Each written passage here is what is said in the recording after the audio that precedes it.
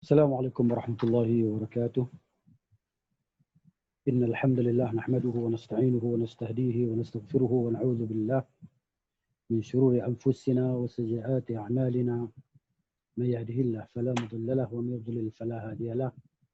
أشهد أن لا إله إلا الله وحده لا شريك له وأشهد أن محمدا عبده ورسوله صلى الله عليه وعلى آله وأصحابه وعلى كل من اهتدى بهديه واستنى بسنته واقتفى أثره إلى يوم الدين. أما بعد، اللهم رب اشرح لي صدري ويسر لي أمري واحلل عقدة من لساني يفقهوا قولي.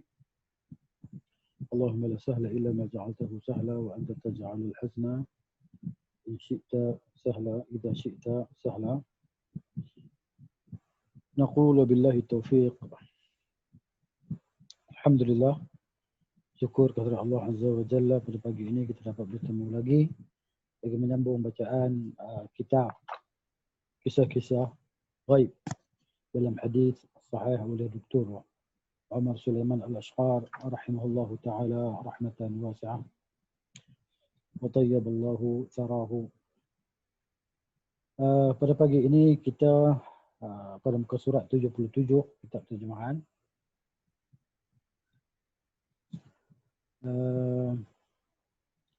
Muka surat 77, kisah 13, dialog antara syurga dan neraka. Pengantar dia. Dia kata hadis ini adalah pengkhabaran daripada orang yang jujur, as-sadiqul masduq, iaitu Rasulullah sallallahu alaihi wasallam, dan dinyatakan jujur tentang apa yang mencuat dan yang terjadi dari sebuah dialog antara syurga dan neraka, dan pertanyaan dari keduanya tentang sebab pengkhususan orang yang memasukinya, orang yang memasuki syurga dan neraka. Pada awalnya di sini disebutkan teks hadis an Abi Hurairah radhiyallahu anhu qala Rasulullah sallallahu alaihi wasallam تحاجت الجنة والنار فقالت النار أثرت بالمتكبرين والمتجبرين وقالت الجنة ما لي لا يدخلني إلا ضعفاء الناس وسقطهم قال الله تبارك وتعالى للجنة أنت رحمتي أرحم بك من أشاء من عبادي وقال للنار إنما أنت عذابي أعذب بك من أشاء من عبادي ولكل واحدة منهما ملؤها فأما النار فلا تمتلئ حتى يضع رجله فتقول قط قط قط فهنالك تمتلئ ويزوى بعضها إلى بعض ولا يظلم الله عز وجل من خلقه أحدا وأما الجنة فإن الله عز وجل ينشئ لها خلقا. Terjemahannya daripada Abi Hurairah radhiyallahu anhu, katanya, sabda Rasulullah sallallahu alaihi wasallam, neraka dan syurga berhujah. Tahajjatil jannatu wan nar, neraka, syurga dan neraka berhujah, yakni berdebat. Berlaku penghujahan di antara kedua-dua makhluk Allah Ta'ala yang besar ini, iaitu syurga dan neraka. Maka berkatalah neraka, aku diutamakan, diberikan keutamaan kepadaku, yang masuk ke dalamku adalah orang-orang yang mutakabbir, orang-orang yang sombong, mutajabbirin, kan? Orang yang besar-besar, kan? Yang jahat-jahat, samsing-samsing, gitu. Dan berkatalah syurga, mali, kenapakah aku ini tidak masuk ke dalam aku kecuali orang-orang yang lemah daripada kalangan manusia dan golongan-golongan rendah derajatnya. Allah Ta'ala berfirman, Allah yang maha mulia lagi maha tinggi berfirman kepada syurga, kamu, hai syurga, adalah rahmatku. Anti rahmati, kamu adalah rahmatku. Arhamu biki, aku merahmati denganmu, dengan syurga itu. Man asya'u min ibadi, siapa yang aku kehendaki daripada kalangan hamba-hambaku. Jadi maknanya ya, kita ataupun makhluk tadi, manusia dan jin masuk ke dalam syurga adalah dengan kehendak Allah Subhanahu wa taala. Man asya'u min ibadi, siapa yang aku kehendaki. Jadi maknanya setiap kita ni dah diketahui, dah Allah Taala menghendaki dah kita ni ke mana kita nak pergi di antara dua tempat terakhir ini. Ya, dua tempat terakhir ni adalah sama ada syurga ataupun neraka, dan kita sentiasa memohon kepada Allah Subhanahu wa taala supaya dimasukkan kita ke dalam syurga, dijauhkan kita daripada siksaan neraka. Dan berkatalah neraka, berkata Allah Taala berfirman kepada neraka pula, faqala lin-nar, hanya sahaja kamu, yakni kamu hai neraka, adalah azabku, siksaanku. Aku menyiksa dengan kamu siapa yang aku kehendaki. Maknanya ikut Allah Taala lah, terpulang pada Allah Taala. Dia nak siksa siapa, dia nak beri nikmat kepada sesiapa.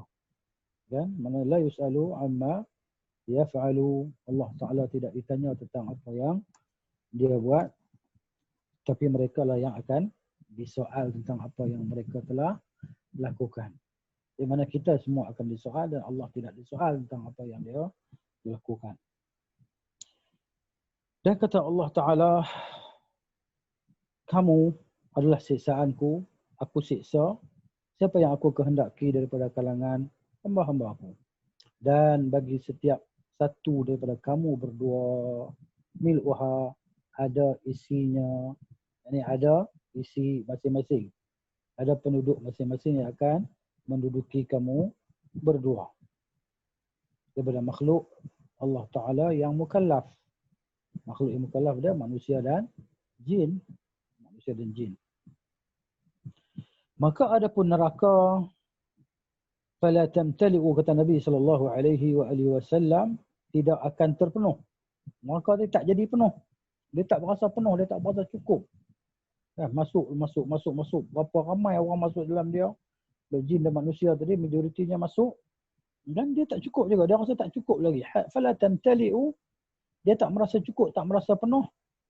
Hatta yada'a rijlahu, sehinggalah Allah Ta'ala meletakkan kakinya Azza wa Jalla. Maka neraka tadi pun kata, cukuplah. Penuhlah. Dia kata, dah penuh dah. Fahunalika tamtali'u, maka di ketika itu neraka tadi pun dia jadi penuh. Dan sebahagiannya bertumpuk kepada sebahagian yang lain. Dia tidak lagi dah naik lagi dah. Kan? Maknanya dia membakar apa yang ada di dalamnya sahaja. Tak minta lagi dah. Dan kata Nabi SAW, وَلَا يَظْلِمُ اللَّهُ عَزَّ وَجَلَّ مِنْ خَلْقِهِ أَبَدًا. Dan Allah tidak menzalimi daripada hambanya sedikit pun ataupun seorang pun. Ya, Allah Ta'ala telah mengharamkan kezaliman ke atas dirinya. Ya ibadi inni haramtu zulma ala nafsi wa ja'altuhu bainakum muharrama fala tazalamu. Ya, hamba-hamba aku telah mengharamkan kezaliman ke atas diriku. Ya. Dan aku jadikan ianya haram di kalangan kamu, maka janganlah kamu saling menzalimi antara satu sama lain. Jadi begitu. Dan dalam Quran Allah Taala sebut, wa ma yazlimu rabbuka ahadan wa ma Allahu bizallamin lil abid wa ma kana rabbuka wa ma kana Allahu wa ma rabbuka bizallamin lil abid. Allah tidak menzalimi hamba-hambanya. Wa ma yazlimu rabbuka ahadan, Tuhan tidak menzalimi seseorang pun. Ya, Allah Ta'ala dah bagi tahu macam tu. Oh, Allah Ta'ala ni maha adil dalam segala keputusannya dan dalam segala perintahnya, dalam segala penetapannya. Dia maha adil. Sebab tu Allah ni la yus'alu amma yaf'alu. Tidak ditanya tentang apa yang Allah Ta'ala buat. Akan tetapi kita lah yang akan ditanya, kita lah yang akan disoal tentang apa yang telah kita buat. Wa ammal jannatu, adapun syurga, fa inna Allah Azza wa Jalla, maka sungguhnya Allah Ta'ala, Allah Azza yang maha perkasa lagi maha mulia, yunshi'u laha khalqan, Allah Ta'ala mencipta untuknya makhluk-makhluk yang akan menduduki syurga. Kenapa? Kerana syurga ni teramat luas. Dan yang masuk ke dalam syurga ni maknanya bukan golongan yang majoriti. Yang majoritinya adalah ke dalam neraka. Sebab tu Allah Ta'ala tak pernah puji golongan yang majoriti. Yang minoritinya adalah memasuki syurga, dan syurga ini terdampar luas. Luas. Sangat luas. Sehingga banyak ruang-ruang, tempat-tempat kosong di dalam syurga yang tak diduduki. Maka Allah Ta'ala mencipta untuknya makhluk, ciptaan Allah Ta'ala untuk menduduki syurga yang amat luas itu. Dan syurga maklum bahawa dia adalah tempat yang sangat meriah. Penuh dengan kemeriahan, penuh dengan keseronokan, dan tidak ada kesusahan, kesempitan dan keserabutan, tak ada. Jadi kita lihat kepada syarah bagi hadis ini, surat 78. Rasul kita SAW menyampaikan kepada kita tentang apa yang terjadi di antara syurga dan neraka berupa perdebatan dan bantah-bantahan. Maknanya syurga dan neraka ni berdebat. Ya kan? Neraka berbangga dengan siapa yang masuk ke dalamnya. Neraka berkata, aku mengutamakan orang-orang sombong dan orang-orang kejam.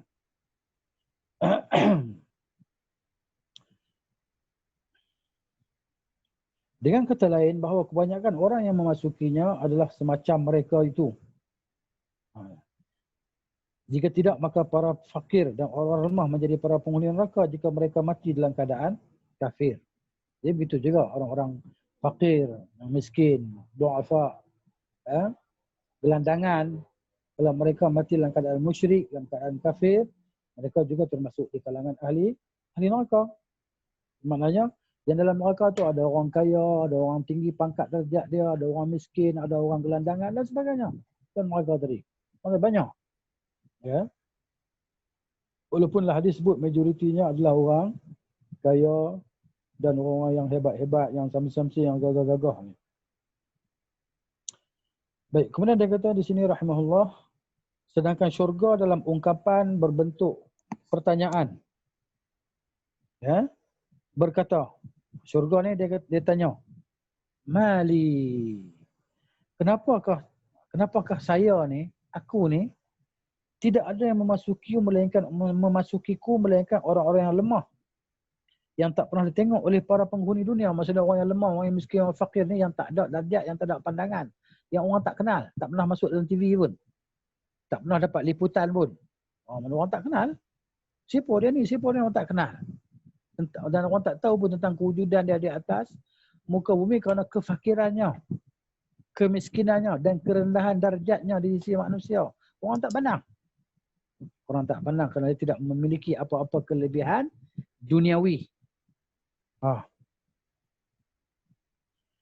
Sebab tu dia kata, tidak pernah ditengok oleh para penghuni dunia. Orang tak kenal dia. Siapa dia ni ya? Tak masyhur pun. Orang tak kenal pun. Ini dia kata mayoritas ni yang majoriti lah. Yang majoriti dalam syurga di kalangan du'afa'un nas, al-masakin, al-fuqara. Kenapa? Kalau kita lihat kan orang-orang fakir dan orang yang berhajat, yang miskin tadi, tapi mereka yang beriman, yang bertakwa kepada Allah, dan mereka orang-orang yang berilmu. Kan kita lihat keadaan mereka, mereka ni kebanyakannya adalah orang-orang yang berhati lembut. Kan? Hati mereka ni lembut, raqiqu al-qulub. Kan? Mudah tersentuh. Orang-orang miskin, fakir ni hati mereka mudah tersentuh. Sebab tu kedudukan mereka ni, mereka tidak sombong. Orang fakir ni kalau sombong memang buruk lah. Kan? Yang paling Allah benci di antara orang Allah benci maknanya orang fakir yang sombong, orang miskin yang sombong. Biasanya orang miskin dia akan merendahkan dirinya. Kan? Dia tidak masyarakat tak kenal dia, masyarakat tak pandang dia. Tapi kalau dia orang yang bertakwa kepada Allah Subhanahu Wa Taala, dia orang yang berilmu, memahami agama, kan? Maknanya dia telah mendapat untuk dia satu kebaikan yang sangat besar, kurniaan daripada Allah Taala. Sebab tu Nabi sallallahu yuridillahu bihi khairan yufaqihu fid din. Dan siapa yang menghendakinya kebaikan dalam agama, Allah akan memberinya faham dalam agama. Bila kita faham dalam agama, maknanya walaupun kita fakir, walaupun kita susah, kita miskin, tapi kita ni bahagia. Kita bahagia. Ya, walaupun manusia tidak kenal kita, tapi Allah Subhanahu wa taala redha terhadap kita. Sebab tu Nabi SAW disebut mal faqru akhsha alaikum, mal faqr akhsha alaikum. Tidaklah kefakiran itu aku takut ke atas kamu, walakin akhsha, akan tapi aku takut antum sata lakum dunya, kama qala Nabi sallallahu alaihi wasallam, tapi aku takut dibentangkan ke atas kamu keduniaan dan kekayaan, lalu kamu berlumba-lumba pada keduniaan dan kekayaan tersebut. Jadi maknanya kebiasaannya kekayaan dan harta ini melalaikan kita daripada zikrullah atau mengingati Allah Subhanahu wa taala dan mengubah sikap kita daripada orang yang lembut kepada orang yang sombong, berdekut, kan. Ini berlaku di kalangan manusia, tapi tidak semualah. Illa man rahima rabbi, dengan siapa yang dirahmati oleh Allah Subhanahu wa taala. Bahawa mereka tetap kekal dalam keadaan ketakwaan, iman dan amal saleh. Bagaimana para sahabat radhiyallahu taala anhum yang terkenal, yang kaya raya, begitu. Dan di kalangan kita hari ini pun tak dinafikan orang yang kaya, kan, yang jutawan tetapi bersifat dengan sifat kemurahan. Tak dinafikan, terdapat di kalangan kita di zaman hari ini. Wallahu taala a'lam. Jika dia kata di sini, jika tidak maka sebahagian mereka yang masuk syurga, mereka daripada kalangan para raja. Ada juga di kalangan raja-raja yang masuk syurga. Dan mereka berada derajat yang tertinggi di sisi Allah Subhanahu wa taala. Siapa mereka? Seperti Nabi Daud alaihi salam, Sulaiman, Talut, Zulkarnain alaihi wassalatu wassalam. Sebahagian mereka adalah orang-orang kaya seperti orang-orang kaya daripada kalangan para sahabat Nabi sallallahu alaihi wasallam, seperti Uthman bin Affan, Abdurrahman bin Auf. Sebahagian lagi orang-orang yang memiliki nasab berkaitan dengan para pemuka kaumnya, maksudnya nasab keturunan yang baik-baik, keturunan daripada keluarga yang tinggi darjatnya, masuk dalam syurga. Ada. Tapi nak sebut dari sudut majoritinya ahli syurga adalah golongan fuqara dan golongan miskin. Sebab apa? Sebab di muka bumi ni yang kayanya bukan ramai pun. Kan? Yang miskinnya yang ramai. Maksud yang miskin, yang fakir lebih ramai daripada golongan kaya. Tidakkah kita melihat hari ini, realitinya, bahawa yang jutawan, yang milioner, yang bilioner ni berapa orang je? Kan? Gitu. Tapi yang fakir, yang miskin, yang gelandangan ni tak terhitung, tak terkira. Bahkan yang kita tak tahu pun ada. Tapi dah dia orang-orang beriman itu, maknanya yahsabuhumul jahiluna aghniya'a minat ta'affuf. Orang-orang jahil menyangka mereka adalah orang-orang kaya. Kenapa? Kerana mereka tidak meminta-minta, menahan diri daripada meminta-minta kepada manusia. Kan? Ini realiti. Utamanya di kalangan para sahabat radhiyallahu taala anhum, dalam keadaan kesusahan, dalam keadaan hajat yang amat sangat, keperluan, tapi mereka tidak pernah menzahirkan hajat dan keperluan mereka di hadapan manusia. Mereka hanya menadah tangan memohon kepada Allah Azza wa Jalla, yang mana Allah Ta'ala tidak akan mensia-siakan hamba-Nya yang saleh, yang bertakwa tadi. Maknanya Allah timpakan sedikit kesusahan. Kenapa?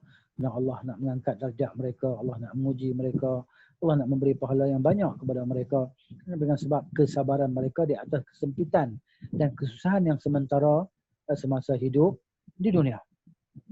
Itulah nak beritahunya bahawa yang majoritinya adalah golongan fakir, orang susah, miskin di atas muka bumi. Kemudian di para sahabat yang kaya-kaya, begitu juga seluruh Nabi alaihi wassalatu wassalam yang datang selepas Nabi Lut alaihi salam. Mereka semuanya berada pada puncak dalam nasab kaumnya. Nasab yang ni pangkat, darjat kaumnya. Kan? Kemudian Rabb tabaraka wa ta'ala telah berfirman, yang Allah yang Maha Mulia lagi Maha Tinggi telah berfirman kepada syurga dalam rangka memberi pengertian dan pengajaran. Allah nak memahamkan syurga tadi. Allah kata engkau adalah rahmatku, kasih sayangku. Allah kata aku merahmati siapa saja yang aku kehendaki daripada kalangan hamba-Ku. Mereka siapa?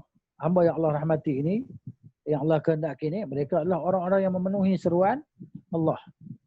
Ya, istajabu lillahi wa li rasulihi sallallahu alaihi wasallam, yang mereka menyahut seruan Allah dan Rasulnya sallallahu alaihi wasallam untuk beriman dengannya serta beramal saleh. Mereka beriman dan membenarkan para utusan Allah, yakni Rasul-Rasul alaihi wassalatu wassalam, yang diutuskan oleh Allah Azza wa Jalla bermula daripada zaman Nabi Nuh alaihi salam hinggalah kepada Nabi kita Muhammad sallallahu alaihi wasallam. Ini para rasul yang diutus oleh Allah Taala.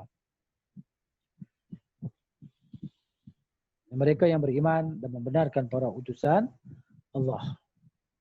Amana ar-rasul bima unzila ilaihi min rabbih wal mu'minun kullun amana billahi. Ya, ila akhir ayat. Dan mengamalkan apa-apa yang telah diturunkan oleh Allah dari semua syariatnya. Syariat Allah Ta'ala melalui lisan Rasul tadi. Kepada Rasulnya, Allah Ta'ala juga berfirman kepada neraka dalam rangka memberikan pengertian dan pengajaran juga. Ya, maksudnya kamu, ini kelebihan kamu, ini kelebihan kamu. Sebab tu Allah Ta'ala kata walikulli minkum minhuma mil'uha. Ya, bagi setiap kamu ada isinya. Syurga ada isi, neraka pun ada isinya. Jadi kata Allah kepada neraka, engkau adalah azabku, siksaanku. Aku menyiksa, mengazab denganmu orang-orang yang kufur kepadaku. Ya? Ini ahli kufri wa dhalal. Mereka adalah menjadi isi bagi neraka. Aku mengazab denganmu orang yang kufur kepadaku dan menyombongkan diri. Biasanya orang-orang kafir mereka adalah golongan yang sombong kepada Allah Ta'ala. Apabila diajak oleh para rasul untuk beriman kepada Allah dengan dibawa segala mukjizat, mereka menentang para rasul tersebut. Bahkan kebanyakan rasul Allah Ta'ala itu dibunuh oleh kaum mereka. Sebagaimana puak Bani Israel yang membunuh para nabi yang diutuskan oleh Allah Azza wa Jalla kepada mereka. Kenapa? Karena mereka enggan ataupun mereka sombong terhadap dakwah tersebut. Begitu juga kepada Nabi Nuh alaihissalam, penentangan kaumnya terhadapnya begitu dahsyat. Sehingga Allah perkenankan doanya supaya untuk ditenggelamkan kaumnya yang jahat tersebut. Kecuali hanya beberapa orang yang beriman dengan Nabi Nuh alaihissalam yang diselamatkan.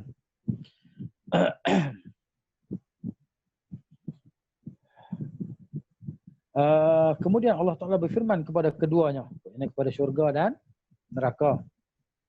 Masing-masing kalian berhak untuk memenuhi dirinya. Maksudnya kamu berdua masing-masing ada bahagian kamu.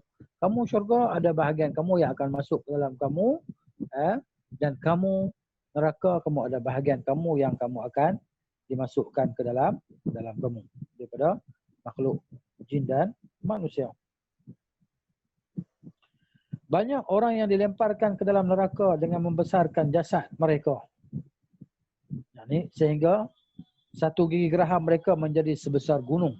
Maknanya hadis menyebut bahawa ahli neraka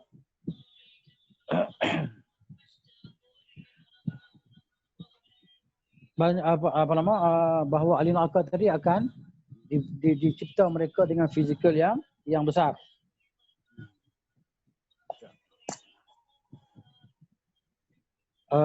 Sehingga satu gigi geraham mereka menjadi sebesar gunung. Maknanya nak cerita besar tak besar ahli neraka tadi, fizikal dia, gigi geraham setiap ahli neraka itu besar seperti gunung Uhud.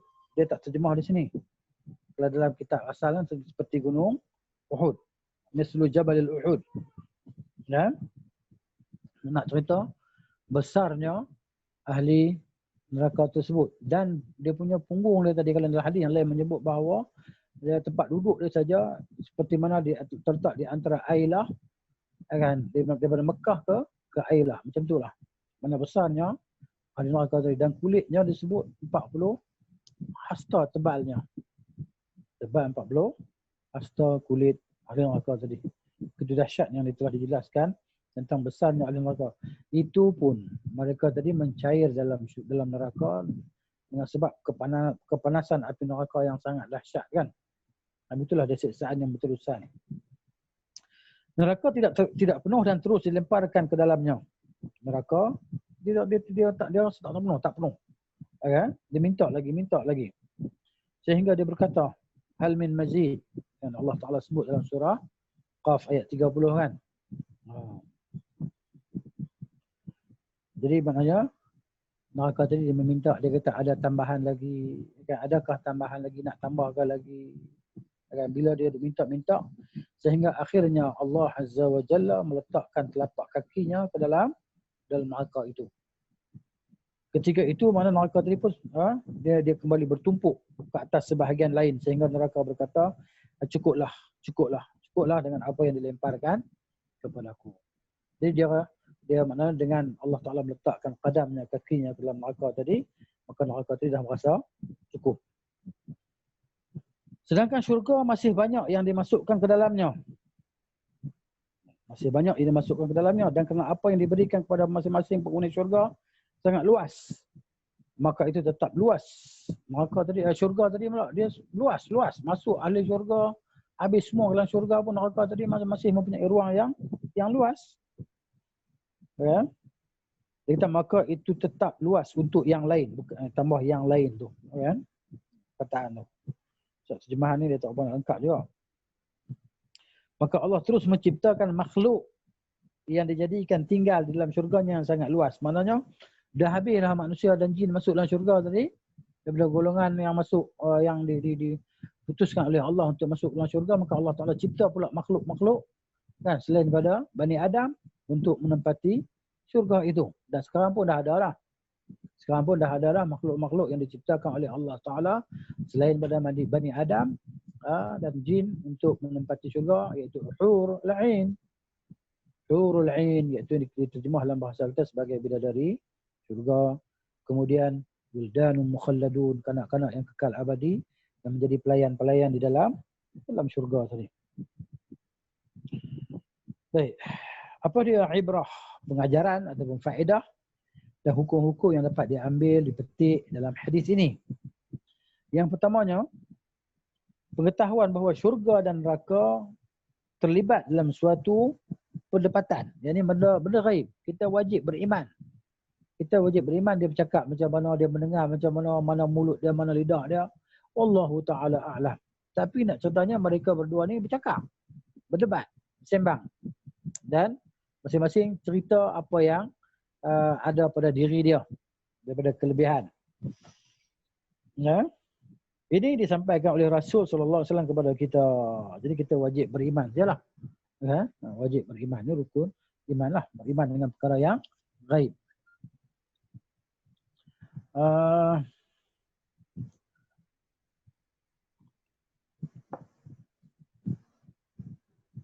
Yang keduanya,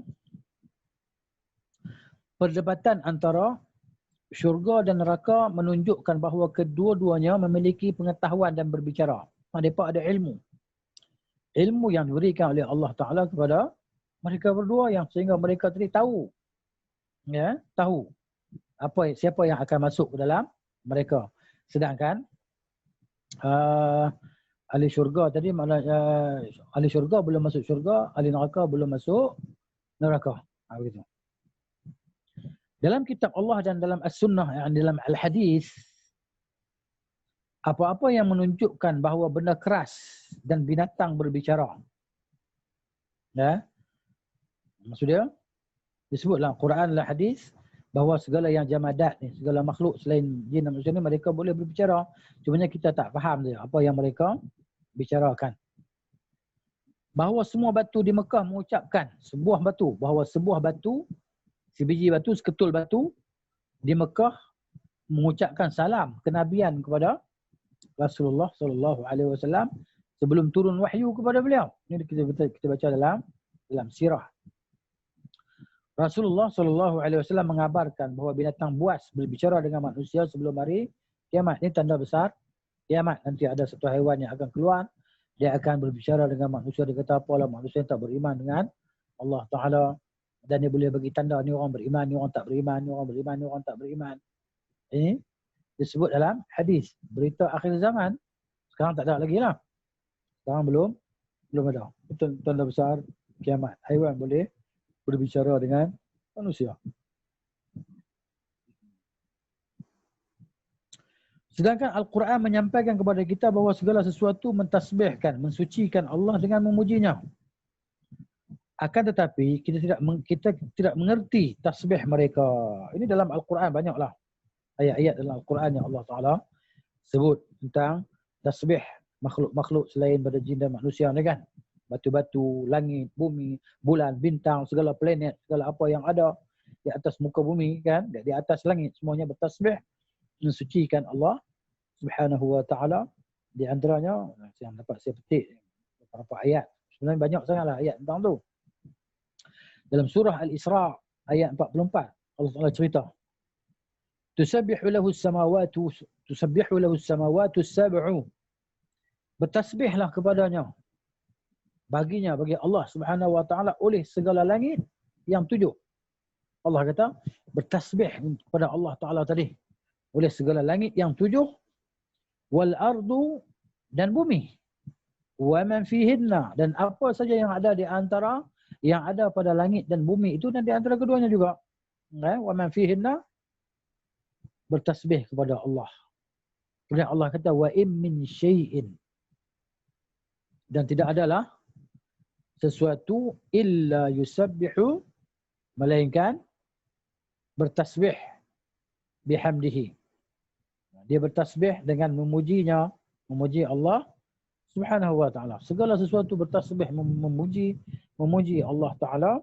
Walakin la tafqahuna tasbihahum, akan tetapi kamu semua tidak faham bagaimana mereka bertasbih, kata Allah. Jadi Allah jelaskan kepada kita, innahu kana haliman ghafura, sesungguhnya Allah Ta'ala maha lemah lembut, maha penyantun, ghafuran lagi maha pengampun. Jadi segala sesuatu bertasbih mensucikan Allah Ta'ala. Kalau kita tak bertasbih, makhluk lain bertasbih kepada Allah Ta'ala.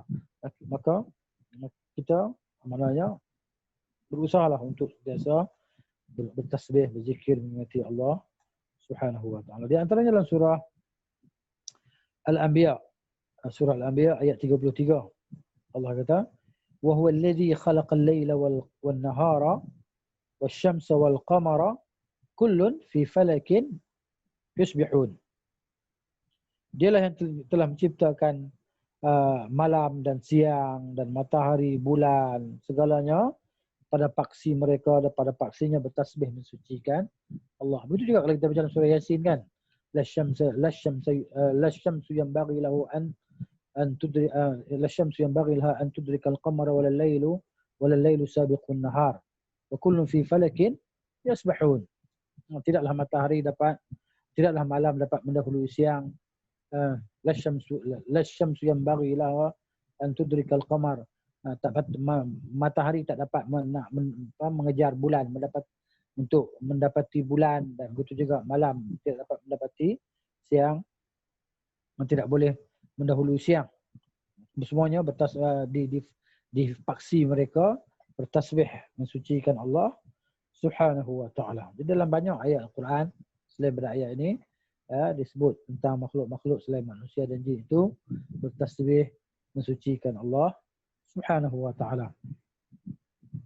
Cumanya kita tak tahu, kita tak mengerti bagaimana mereka bertasbih. Rabb kita menyampaikan kepada kita bahawa dia mengunci setiap mulut para pendusta yang selalu mengingkari apa-apa mereka petik ketika di dunia berupa kekufuran dan hal-hal membinasakan. Lalu tangan-tangan mereka memberikan kesaksian tentang mereka. Demikian juga kaki dan kulit tentang apa-apa yang mereka kerjakan. Jadi makna ini Allah sebut dalam Quran dalam surah Fussilat. Kalau kita dalam surah Fussilat ayat 19 sampai ayat 22. Nak cerita kata bagaimanakah kaki, tangan, anggota badan manusia ni boleh bercakap-cakap, boleh cerita tentang manusia itu di hari kiamat. Ini benda gaib yang kita wajib beriman. Allah kata dalam surah Fussilat ayat 19, wa yawma yuhsyaru a'da'ullahi ila an-nar fahum yuza'un. Pada hari dihimpunkan segala musuh-musuh Allah ke neraka, fahum yuza'un, yakni mereka dikumpulkan, dihimpunkan, yang awalnya sampai yang akhirnya oleh malaikat Zabaniyah sebagaimana disebut dalam tafsir, yakni ay tajma'uhum zabaniyah awwalahum ala akhirihim. Maksudnya yang awal yang akhir semua dihimpun sekali untuk disurungkan, untuk dimasukkan ke dalam, dicampakkan ke dalam neraka Jahannam. Kemudian Allah kata hatta idza ma ja'uha, sehinggalah apabila mereka sampai ke sana, ke neraka Jahannam itu, syahida alaihim sam'uhum, maka bersaksilah ke atas mereka oleh pendengaran mereka, wa absaruhum, dan penglihatan-penglihatan mereka, wa juluduhum, dan kulit-kulit mereka, bima kanu ya'malun, dengan apa yang mereka telah kerjakan semasa di dunia. Semua boleh bercakap. Ya kan? Allah sebut pendengaran mereka boleh bercakap, penglihatan mereka boleh bercakap, kulit-kulit mereka boleh bercakap. Ya? Wa qalu li juludihim, lalu mereka berkata kepada kulit-kulit mereka, lima syahidtum alaina, kenapakah kamu menjadi saksi ke atas kami? Mengapa kamu menjadi saksi ke atas kami, saksi untuk mendakwa kami? Maka pendengaran, penglihatan dan kulit-kulit tadi menjawab, qalu antaqana Allahu alladhi antaqa kulli syai'in, telah memberi telah diberi kami bercakap oleh Allah yang telah memberikan percakapan kepada segala sesuatu.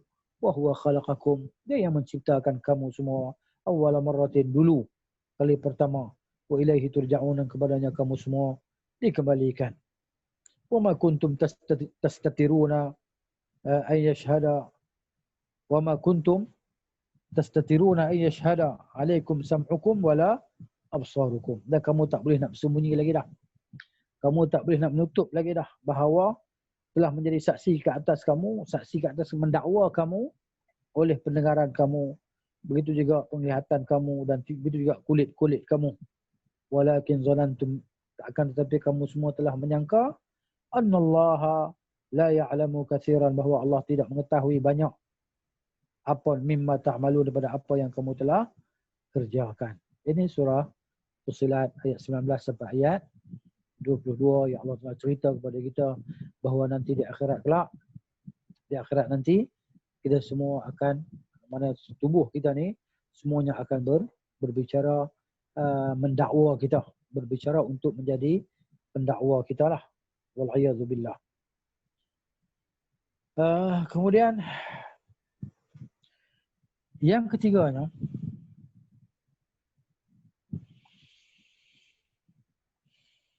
kebanyakan para penghuni neraka adalah orang-orang yang keras kepala. Orang sombong. Orang sombong, orang keras kepala, samsing. Ya. Orang-orang bengis yang sombong atas dosa yang dia lakukan. Dia merasa megah dengan dosa yang dia buat. Apabila dia nasihati orang apa semua, dia merasa, kan, maknanya dia ni tak kisah. Dia tak takut. Dia jawab pula kubur masing-masing. Juga mereka yang selalu mengupayakan kerosakan di muka bumi, maksudnya yang membuat kerosakan, kefasadan di atas muka bumi, membunuh orang sesuka hati, kan, menyakiti manusia sesuka hati. Ini membuat kerosakan di atas muka bumi, menzalimi manusia. Kalau zaman dulu seperti Fir'aun lah, di zaman Nabi Musa alaihissalam, begitu juga Haman dan Qarun tadi kan. Fir'aun, Haman, Qarun ni maknanya disebut dalam Al-Quran. Bahkan dalam satu surah, dalam satu ayat, Allah telah sebut tentang tiga-tiga orang ni. Ya.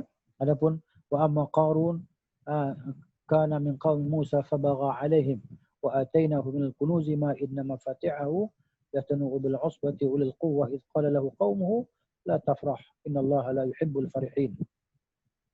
Allah Taala sebut tentang Qarun ni daripada kaum Bani Israel asalnya, tapi fabagha alaihim, dia bertindak melampau ke atas kaum dia, sombong, dan jadi kafir. Jadi Allah dah sebutlah tentang saat Qarun fakhasafna bihi wa bidarihi al-ardh. Kan, kami dah tenggelamkan dia dan rumahnya ke dalam bumi. Kemudian dalam surah Ghafir, halo? Halo? Ya, Ustaz. Baik. Anda dah panggil kan? Bukan. Tak nak surah. Baik. Dalam surah Ghafir ataupun surah Al-Mu'min lah, ayat 23 dan ayat 24 Allah Taala kata, "Walaqad arsalna biayatina biayatina wa sultan walaqad arsalna Musa biayatina wa sultanin mubin." Sesungguhnya kami telah mengutuskan Musa dengan ayat-ayat kami dan sultan al-mubin, mukjizat yang nyata, bukti-bukti yang nyata kepada siapa? Ila Fir'aun, kepada Fir'aun, wa Haman dan Haman, wa Qarun dan Qarun. Allah sebut sekali tiga-tiga orang ni dalam satu ayat. Ila Fir'aun wa Haman wa Qarun. Fir'aun dan Haman. Fir'aun dan Raja Fir'aun dan Haman menteri dia. Qarun daripada Bani Israel tadi. Kesemua mereka faqalu sahirun kazzab. Kesemua mereka berkata Nabi Musa ini adalah tukang sihir, kazzabun lagi berdusta. Ini Allah sebut tentang mereka dalam Al-Quran. Allah sebut bagaimana Allah binasakan Fir'aun dan tenteranya dalam laut. Dan Allah sebut bagaimana Allah binasakan Qarun. Tadi Haman, Fir'aun dan Haman itu dan mananya Allah binasakan mereka. Begitu juga Qarun, Allah tenggelamkan dia ke dalam bumi dengan istana-istana dan harta-harta dia. Baik, ini Allah sebut dalam Al-Quran. Dan dia kata sini, dan Umayyah bin Khalaf. Umayyah bin Khalaf ni kita baca dalam sirah Nabi SAW, dan ni orang yang sangat menentang, kuat menentang Nabi SAW dan memusuhi Nabi. Dan akhirnya dia terbunuh pada perang Badar, dibunuh oleh Bilal radhiyallahu anhu dan beberapa lelaki daripada kalangan Al-Ansar yang kita baca dalam sirah Nabi SAW, dan dia merupakan orang yang kuat memusuhi Nabi. Ini ketika fatrah Makkiyah di zaman dakwah Nabi SAW di Mekah, ketika Islam bermula kan. Sehingga disebut dalam sirah tu tentang seorang yang sahabat dia, Umayyah bin Khalaf ni, dia berkawan baik lah. Berkawan baik dengan seorang yang bernama Uqbah bin Abi Mu'id. Uqbah bin Abi Mu'id ni maknanya dia rasa macam mula-mulanya macam rasa terkesan dengan dakwah Nabi SAW. Tetapi diketahui oleh rakan baiknya iaitu Umayyah bin Khalaf. Jadi apabila Uqbah datang nak jumpa sahabat dia itu Umayyah bin Khalaf, maka Umayyah bin Khalaf kata, "Dan kamu dengar berita kamu dah terkesan dengan dakwah Muhammad, macam kamu nak jadi pengikut Muhammad. Aku tidak akan bercakap dengan kamu sehingga kamu pergi ludah di muka Muhammad tadi." Ya? Maka Uqbah bin Abi Mu'id pun pergilah. Maka dia pergi mencaci Nabi SAW sebenarnya disuruh oleh Umayyah bin Khalaf, mencaci maki, ludah kepada Nabi SAW. Nah, maka barulah Umayyah mau berbaik dengan Uqbah bin Abi Mu'id. Disebutkan dalam tafsir, dikatakanlah namanya cerita tentang kedua-dua orang ni disebut dalam surah Al-Furqan ayat 27. Dikatakanlah kan, jadi maknanya tapi ayat ni maksud bersifat umum lah, bukan ayat yang khusus tentang kedua-dua orang musyrikin tadi. Wa yawma ya'uddu adh-dhalimu ala yadayhi yaqulu ya laitani ittakhadtu ma'a ar-rasuli sabila ya waylata laitani lam attakhidh fulanan khalila laqad adallani 'an dhikri ba'da idh ja'ani wa kana asy-syaitanu lil-insani khadhula. Dalam surah Al-Furqan ayat 27 sampai ayat 29. Tetapi maknanya bukan ayat ni khusus untuk mereka berdua lah, untuk siapa sajalah yang mengikuti jejak langkah syaitan dalam memusuhi agama Allah Subhanahu wa taala. Di Umayyah bin Khalaf ni maknanya kita sebut dan kita baca dalam sirah bahawa dia dibunuh pada hari Badar, dan jadilah dia di kalangan penghuni neraka. Adapun sebelum tu kisah Namrud yang disebut dalam tafsir juga tentang surah Al-Baqarah ayat 258. Surah Al-Baqarah ayat 258 Allah Taala cerita Kan? Kata ulama tafsir bahawa dia adalah Namruz. Alam tara ila allazi haja Ibrahim fi rabbih. Tidakkah engkau melihat kepada orang yang telah berhujah, berdebat dengan Nabi Ibrahim tentang Tuhannya, fi rabbih. Jadi maknanya allazi, yang, orang yang itulah dikatakan di sini adalah dia adalah Namruz bin Kan'an. Ya. Raja, seorang raja di zaman Nabi Ibrahim alaihissalam. Dia berhujah dengan Nabi Ibrahim. Ya kan? An atahu Allahul mulk. Bahawa Allah Ta'ala beri kepadanya kerajaan, iaitu Raja Namruz. إذ قال إبراهيم ربي الذي يحيي ويميت.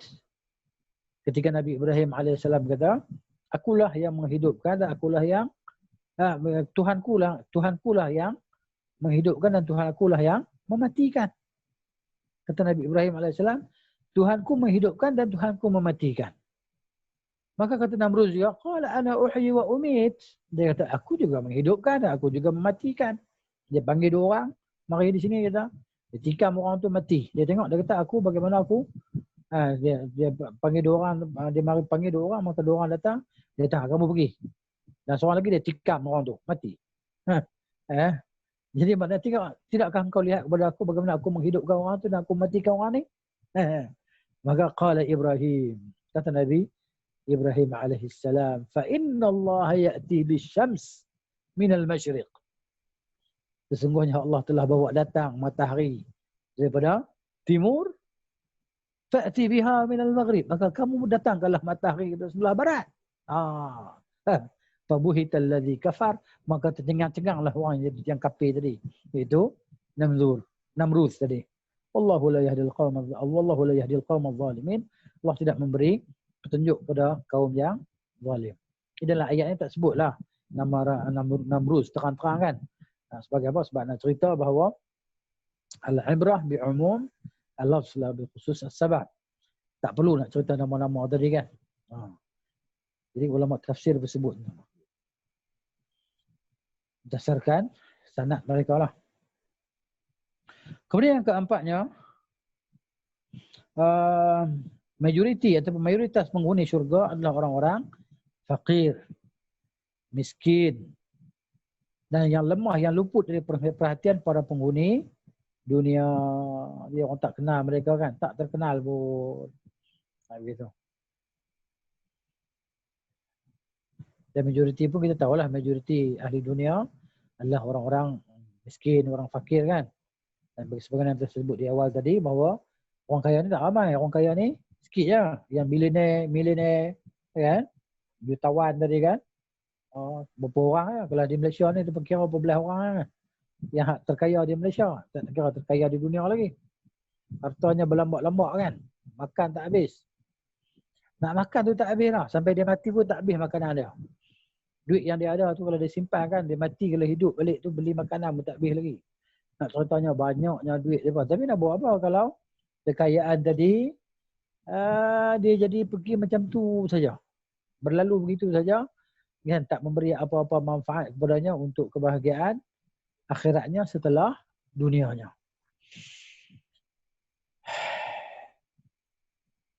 Jadi kita lihat ramai yang memerlukan. Orang yang memerlukan ni sangat ramai berbanding dengan orang yang ada kelebihan, keperluan ataupun hajat. Yang kelimanya dia kata penetapan adanya kaki bagi Allah Rabbul Alamin, Tuhan semesta alam. Kita beriman kepada hal itu dalam rangka membenarkan khabar daripada Rasul kita sallallahu alaihi wasallam. Rasul kata macam tu, kita beriman je lah. Kita tak fikir-fikir, kita tak pusing-pusing, kita tak ubah-ubah. Macam mana Rasul kata, macam itulah kita terima. Kita juga memutlakkan bahawa kakinya tabaraka wa ta'ala tidak menyerupai kaki semua makhluk. Sesuai dengan firman Allah Ta'ala dalam surah Asy-Syura ayat 11. Laisa kamitslihi syai'un wa huwas samiul basir. Baik, dalam poin yang kelima ini, Al-Imam Ibn Abi Hatim rahimahullahu ta'ala rahimahumullah, dia telah meriwayatkan dengan sanadnya daripada Yunus bin Abdul A'la, bahawa Yunus bin Abdul A'la ni dia kata apa? Dia kata sami'tu Abu Abdullah Muhammad bin Idris Al-Syafi'i rahimahullahu yaqul. Kata Yunus bin Abdul A'la, dia kata apa? Aku dengar Dia kata aku dengar Imam Muhammad bin Idris Abdullah Abu Abdullah gelaran dia Muhammad bin Idris Syafi'i, yakni Al-Imam Syafi'i. Aku dengar Imam Syafi'i kata waqad su'ila an sifatillahi wa ma yu'minu bihi. Dan yang mana Imam Syafi'i, Al-Imam Syafi'i pernah ditanya tentang sifat-sifat Allah dan beriman dengannya tadi. Faqala, maka kata Al-Imam Syafi'i ataupun jawapan Al-Imam Syafi'i rahimahullah, lillahi ta'ala asma'un wa sifatun. Lillahi ta'ala asma'un wa sifatun. Bagi Allah Ta'ala ada nama-nama dan ada sifat-sifat. Ja'a biha kitabuhu. Yang mana Allah Ta'ala telah mendatangkan, telah menyebutkan nama-nama dan sifat-sifatnya dalam kitabnya yang di dalam Al-Quran. Wa akhbara biha nabiyuhu. Yang mana ia juga telah disebutkan oleh Nabi-Nya sallallahu alaihi wasallam. Ummatahu, kepada siapa? Kepada umatnya. Kata siapa? Kata Imam Syafi'i. La yasma'u ahadan min khalqillahi. Ya. La yasa'u. Tidak boleh ada keluasan, kelapangan ke atas seseorang daripada hamba Allah Ta'ala, daripada makhluk Allah. Qamat alaihi hujjah, yang telah sampai kepadanya hujjah. Bukti telah sampai kepadanya. Al-Quran telah sampai kepadanya. Hadis telah sampai kepadanya. Raddaha, tidak boleh baginya untuk menolaknya. Dia kena terima bulat-bulat. Li'anna al-Qur'ana nazala biha, kerana Al-Quran yang telah menurunkan dengannya, dengan menyebutnya, iaitu tentang nama-nama Allah Ta'ala dan sifat-sifat Allah Subhanahu wa Ta'ala. Ini kata Imam Syafi'i. Jadi kita beriman sebagaimana telah dijelaskan, dikhabarkan kepada kita oleh Al-Quran dan juga oleh As-Sunnah. Kemudian dia kata di sini, perenggan di bawah itu, maka kita tidak menyerupakan kaki. Tak serupakan kaki itu dengan kaki makhluk. Kaki sudahlah. Mana mafhumul makna. Kan? Tafwid hanya tafwid al-kaif. Tafwid al-kaif. Maknanya penyerahan bulat-bulat kepada Allah Ta'ala itu adalah kaifiat dah. Ada bermakna, mafhum, makna itu difahami. Kerana Al-Quran itu turun dalam bahasa Arab. Bahasa yang mereka fahami. Dan mereka yang para sahabat radhiyallahu anhum, utamanya, yang generasi salaf, mereka tidak pernah mengubahnya, tidak pernah menakwilnya. Jadi siapa yang menakwilnya? Mereka adalah ahlul ahwa'i wal dalal wal bid'ah. Pengikut-pengikut hawa nafsu, mereka menakwilkannya. Kerana dengan tujuan mereka semata-mata untuk tanzihullah, untuk mentazihkan Allah Subhanahu wa Ta'ala. Tetapi mereka tidak mentazihkan Allah sebagaimana yang telah ditanzihkan oleh Nabi sallallahu alaihi wasallam. Dan jadi sebagaimana kata Imam Ahmad rahimahullah, amiruha kama ja'a. Memang sudah lalukan dia sebagaimana dia datang. Jadi disebut lafaz dalam Al-Quran, dalam hadis, mana semuanya mafhumul makna. Makna kita faham. Kan? Jadi wal kaif, kaifiatnya adalah majhul. Jadi kita serahkan at-tafwidul kaif, tafwid al-kaif, serahkan kaifiat itu kepada Allah, tapi maknanya kita faham, tetapi tidak seperti mana makhluknya. Laisa kamitslihi syai'un wa huwa as-sami' al-basir. Allah Maha mendengar lagi Maha melihat. Jadi kita isbatkan segala sifat-sifat yang Allah Ta'ala isbatkan tadi, yang sebagaimana kita isbatkan sifat Allah Ta'ala Sami', sebagaimana kita isbatkan sifat Allah Ta'ala Basir, begitu juga segala sifat-sifat Allah Ta'ala yang lain, kan? Seperti sifat hidupnya, al-hayat, kan? Begitu. Dia beriman dengan segala sifat tadi, begitu juga sebagaimana beriman dengan nama-nama Allah Subhanahu wa Ta'ala. Dia kata, maka kita tidak menyerupakan kaki pendengaran dan penglihatan Allah Tabaraka wa Ta'ala dengan kaki pendengaran dan penglihatan para makhluk. Kerana dia, yakni Allah Ta'ala, tidak serupa sesuatu apapun dengan makhluknya. Kita juga tidak menafikan semua itu kerana khawatir menyerupakannya dengan makhluk. Kita juga tidak mentakwilkan apa yang dimaksudkan oleh Allah Tabaraka wa Ta'ala. Terima. Kan? Sudah. Beriman, terima, faham, cukup. Sebahagian para ahli kalam, ahlul kalam, mereka yang mengkedepankan akal di atas nakal. Ya, akal didepankan di atas dalil nas Al-Quran ataupun hadis. Jadi masyhur, ma'ruf bahawa ahlul kalam mereka tidak menerima hadis-hadis ahad dalam bab akidah dan mereka telah membuat kaedah ataupun ketetapan bahawa hadis-hadis tentang sifat-sifat Allah Taala mestilah bersifat mutawatir. Jika hadis-hadis ahad maka kita tak terima, kita tak beriman dengannya, ya, kita menolaknya untuk diterima dalam bab isbat sifat-sifat Allah Taala. Ini bertentangan dengan al-a'immatu al-arba'ah dan salafus salih bahawa menerimanya sebagaimana yang telah diisbatkan oleh Allah Azza wa Jalla. Sebab itu mereka ahlul kalam terutamanya dalam apa nama mazhab al-Asy'ariyah, ya, mereka mengatakan bahawa kita berakidah dengan akidah Abu Hasan al-Asy'ari yang datang selepas Imam Asy-Syafi'i. Akidah kita. Adapun akidah Imam Syafi'i mereka tidak menurutinya. Kenapa? Kerana Al-Imam Asy-Syafi'i rahimahullah dia menetapkan bahawa wajib beriman, wajib menerima akan apa yang telah terkandung dalam hadis-hadis yang sahih tentang sifat-sifat Allah Taala walaupun hadis itu bersifat hadis yang ahad. Ini tak disetujui oleh golongan Al-Asy'ariyah. Lalu mereka mengatakan kita berakidah dengan akidah Abu Hasan al-Asy'ari walaupun hakikat Abu Hasan telah rujuk kepada akidah kalam ahlul kalam tadi kepada akidah salaf. Namun mereka yang ni pengikut-pengikutnya tidak dapat menerima, dan mereka kata ini satu tuhmahan, satu tuduhan bahawa Abu Hasan dah kembali kepada akidah salaf. Tapi hakikatnya ia telah kembali kepada akidah salaf. Walaupun tidak disebut oleh para ulama, tidak semua dia rujuk kepada salafnya. Jadi ahlul kalam menakwilkan kata kaki di sini dengan apa yang sudah baku dalam sejumlah riwayat hadis. Takwilnya akan lebih dekat kepada penggantian daripada kepada takwil itu sendiri. Maka mereka kata telapak kakinya adalah kakinya. Dengan kata lain, kaki sebahagian semua makhluk. Sehingga kata ganti dalam kata rijluhu wa qadamuhu kembali kepada semua makhluk. Jadi sehingga Allah SWT letakkan kaki-kaki semua makhluk dalam neraka. Qadamuhu ni kaki makhluk. Kata dia takwilkan hadis tadi. Tafsirkannya sebagai kaki-kaki yang makhluk yang masuk dalam neraka tadi. Nah, maknanya dicampakkan dari neraka dalam neraka. Bila semua kaki masuk dalam neraka dah, maknanya barulah neraka tadi ada jadi penuh. Itu takwilan mereka. Takwilan sebahagian daripada ahlul kalam.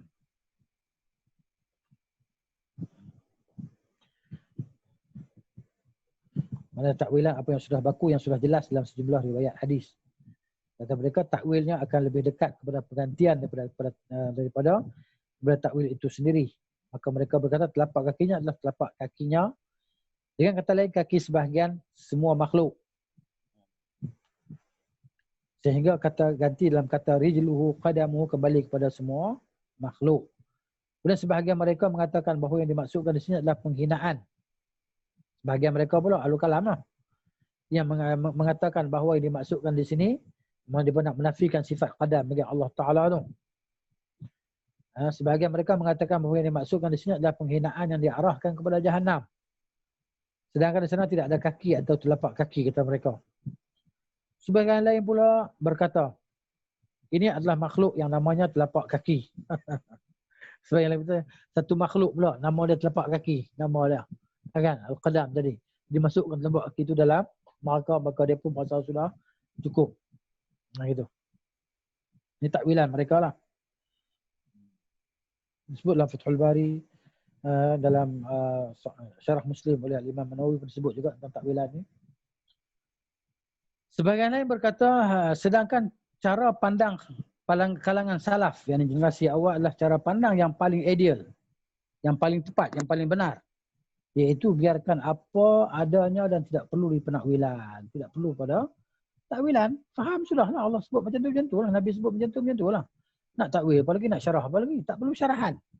Kan? Sebab perkataan tu sudah difahami maknanya. Cumanya tak boleh terlintas dalam fikiran kita bahawa ia serupa dengan makhluk. Itu jelas. Kan? Jadi maknanya kalau kita nak kata serupa dengan makhluk, habis tu kenapa mereka isbatkan sifat hidup bagi Allah? Dia tanya Allah Ta'ala hidup tak? Dia jawab hidup. Habis tu makhluk hidup tak? Makhluk pun hidup. Habis tu macam mana? Dia kata makhluk hidup tak sama dengan hidup Allah Ta'ala. Kata-kata begitu juga segala sifat Allah Ta'ala tadi tak sama dengan makhluk. Ya. Bila tanya Allah Ta'ala ni wujud tak? Wujud. Tak ada siapa yang kata Allah Ta'ala tak wujud. Kan? Kalau tanya dia, kan? Kamu percaya Allah wujud? Percaya Allah wujud. Dia kata.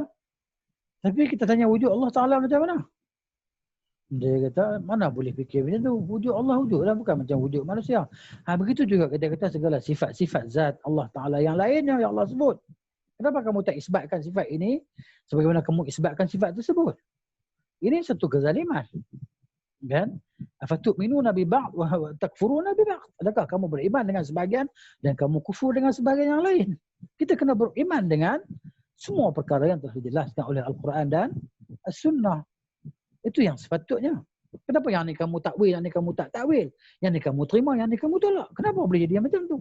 Ini perangai Yahudi. Beriman dengan sebahagian, tolak sebahagian yang lain. Wala'iyadzubillah. Nah. Kemudian, yang ketujuhnya, luasnya syurga. Syurga ni luas. Yalah, kita baca dalam hadis bahawa sebut satu teduhan, satu bayang pohon pokok dalam syurga, maknanya 100 tahun perjalanan kenderaan yang terlaju pun tak habis lagi. Nak berjalan di bawah teduhan pokok tersebut.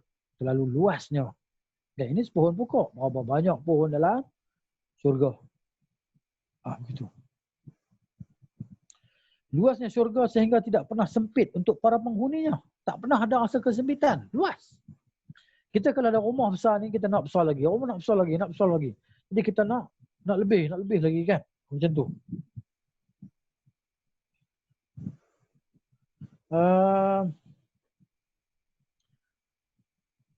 Masih tersisa di dalamnya tempat. Maksudnya dah masuk, dah habis semua, dah penghuni syurga dah masuk habis dah. Dan tak ada sakit-baki lagi dah nak masuk syurga. Okay? Masih lagi ada ruang-ruang yang luas dalam syurga yang terlalu indah, yang begitu indah tersebut. Sehingga Allah menciptakan makhluk baru. Allah menciptakan makhluk baru yang ditempatkan di dalamnya. Allah Ta'ala cipta pula makhluk. Dan selain pada kita ni, untuk menempati syurga tersebut. Kenapa? Syurga ini dipenuhi dengan kemeriahan, keriangan. Tak ada kesunyian. Tak sunyi. Dan tidak ada juga hiruk pikuk yang memenatkan. Tak ada lah. Kan? Bising-bising yang tidak memenatkan tak ada dalam syurga. Sebenarnya hadis tentang Khadijah radhiyallahu anha. Hadis Jibril alaihissalam basyirha, baligha min rabbiha wa minni salam. Sampaikanlah kepadanya daripada aku dan kepada sampaikanlah salam daripada Allah Ta'ala untuknya dan daripada aku. Dan sampaikan khabar kepadanya untuknya syurga tadi, kan, yang untuknya istana dalam syurga yang tidak ada padanya kepenatan dan tidak ada padanya kebisingan dalam syurga tadi. Tapi tak menafikan kemeriahan. Syurga ni penuh dengan kemeriahan, bukan sunyi ya. Ini bukan syurga ni untuk aku dan untuk kamu, tidak. Syurga bukan untuk kita berdua. Syurga untuk ramai.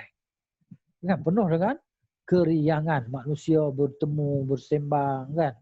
Kan, bila bertemu saling memberi salam di antara mereka, salamun alaikum, kan. Wa tahiyyatuhum fiha salam. Ucapan selamat. Ucapan penghormatan sesama mereka dalam syurga adalah assalam, kesejahteraan. Kemudian yang ke-8-nya,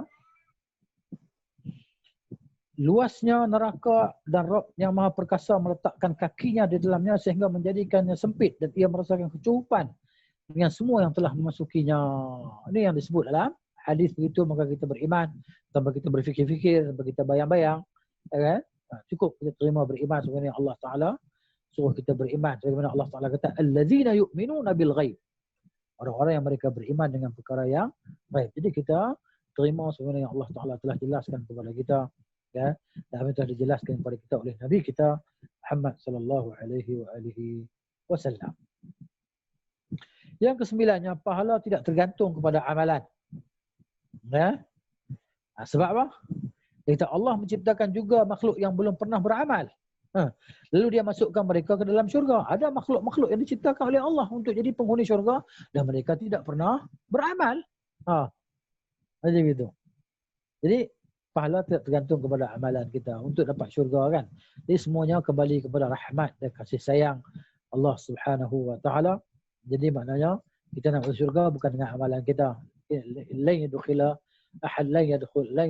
ahadukum al-jannah amaluhu. Lan yadkhula ahadakum al-jannah amaluhu. Tidak memasukkan seorang kamu ke dalam syurga oleh amalannya. Ya. Qalu wala anta ya Rasulullah. Dan mereka bertanya, dan tidakkah engkau ya Rasulullah? Qala wala ana. Kata Nabi sallallahu dan tidak juga aku. Illa ayataghammadani Allahu bi rahmatin minhu. Kama qala sallallahu melainkan apa yang Allah Taala berikan kepada aku daripada rahmatnya, maka kita mohon kepada Allah Taala dengan rahmat yang maha luas. Ya Hayyu ya Qayyum bi rahmatika astaghith. Aslih li sya'ni kullahu wa la takilni ila nafsi tarfata 'ain.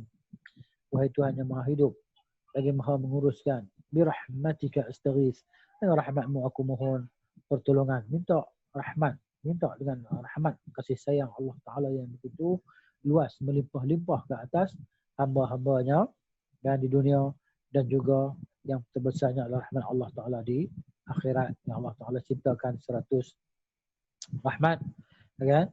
Yang satu Allah Ta'ala turunkan rahmat itu ke dunia untuk berkongsi dan sesama makhluk dengan rahmat ini, berkasih sayang sama mereka, sehingga kan haiwan dengan anaknya kena rahmat tadi dia mengangkat kakinya untuk tidak memijak anaknya. Okay? Ini rahmat yang Allah turunkan ke dunia. Adapun 99 lagi Allah Ta'ala kekalkan di sisinya untuk Allah rahmati hamba-hambanya di akhirat nanti. Jadi kita mohon kepada Allah Subhanahu Wa Ta'ala dengan kelebihan kurniaannya, kasih sayangnya, supaya dia merahmati kita dalam kehidupan kita dunia, dan juga dia merahmati kita ketika kita dibangkitkan di akhirat kelak, supaya kita dimasukkan ke dalam syurga Allah Subhanahu Wa Ta'ala, melintasi as-sirat dan dengan selamat untuk sampai ke qantarah, kemudian dapat masuk dalam syurga Allah Azza wa Jalla, khalidan fiha, khalidin abidin, kekal dan selama-lama di dalam syurga Allah Subhanahu Wa Ta'ala. Baik, dia kata di sini, sesungguhnya Allah menciptakan juga makhluk yang belum pernah beramal, lalu dia masukkan mereka ke dalam syurga itu.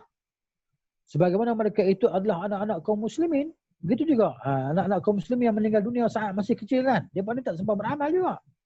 Tapi di mana makhluk yang telah diciptakan semasa di dunia. Ini di sana, maksudnya di sana ada makhluk lagi yang Allah akan ciptakan jadi penghuni syurga tanpa mereka beramal pun sebelumnya. Wallahu ta'ala a'lam. Kemudian kita dengan masa yang ada sedikit lagi, kita masuk pula ke kisah yang ke-14. Allah tajuk dia, aku berhak untuk itu, aku berhak untuk itu. Kisah yang ke-14.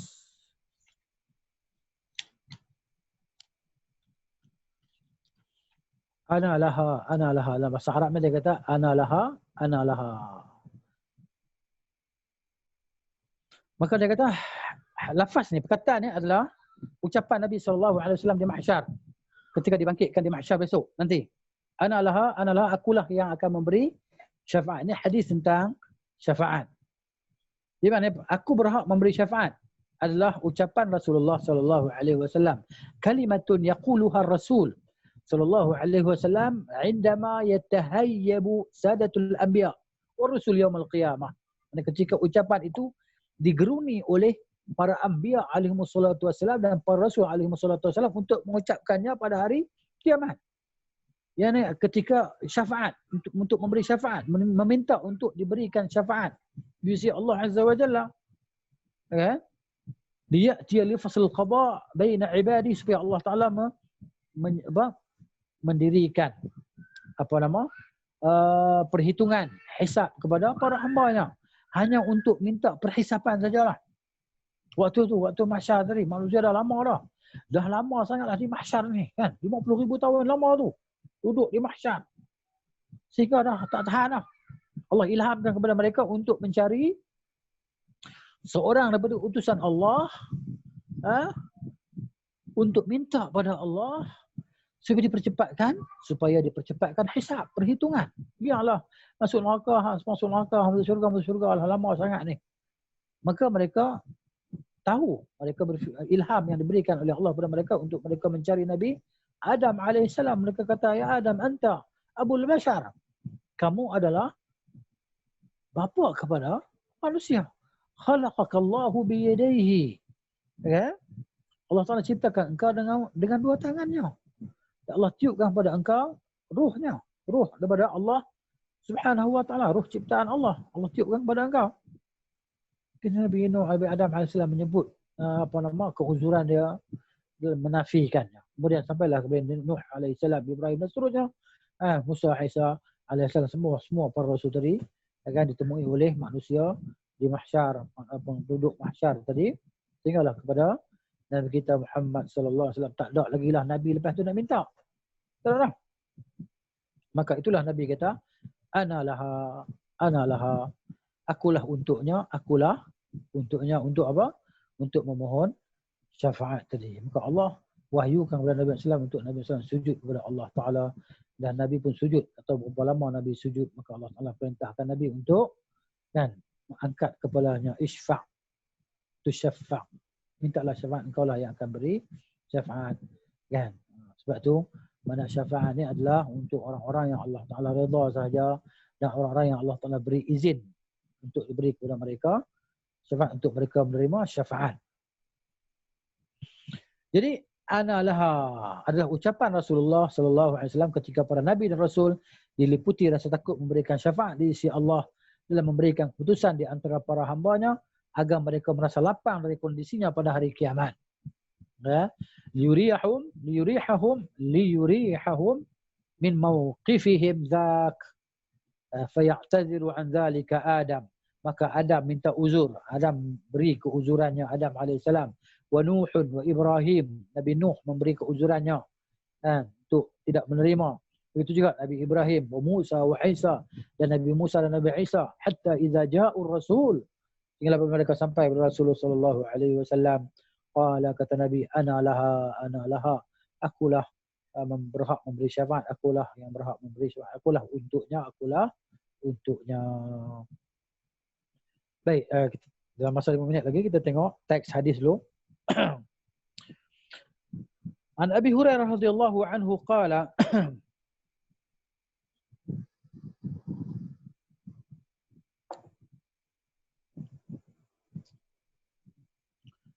Utiya Rasulullah sallallahu alaihi wasallam bilahmin farufi'a ilayhi adh-dhira'u wa kanat tu'jibuhu فنهس منه نحسة ثم قال أنا سيد الناس يوم القيامة وهل تدرون مما ذلك. Telah dibawa datang kepada Rasulullah SAW dengan satu daging, maka diangkat kepada Nabi az-zira', bahagian az-zira', lengan. Dan diangkat bahagian lengan daging tersebut kepada Nabi sallallahu alaihi wasallam, dan wa kanat tu'jibuhu, Nabi sallallahu alaihi wasallam suka bahagian zira', bahagian zira', Nabi suka bahagian ni. Sallallahu alaihi wasallam. Fanahasa minhu nasah, maka Nabi menggigit. Nahsah satu gigitan lah, gigit satu gigitan, sekali gigit. Kemudian Nabi kata, akulah sayyidun nas, penghulu manusia. Yaumal qiyamati, pada hari kiamat. Wa hal tadruna mimma dzalika? Ya? Adakah kamu semua tahu, Nabi kata? Kenapa semua itu? Hari ini panjang sangat. Kenapa semua itu belum apa? Wa mimma dzalika? Mimma, daripada apa demikian itu? Kenapa jadi macam tu? Kamu tahu tak? Gitu dia. Yajma'un nasul awwalina wal akhirin. Allah menghimpunkan segala manusia, al-awwalin wal akhirin, yang terdahulu dan yang kemudian. Semua manusia dikumpulkan oleh Allah. Fi sa'idin wahidin, di satu tempat Allah himpunkan, di mahsyar. Yusmi'uhumud da'i, yang mana suara yang menyeru memperdengarkan mereka. Yusmi'uhum ad-da'i, memperdengarkan kepada mereka oleh yang menyeru. wa yanfudhuhumul basar.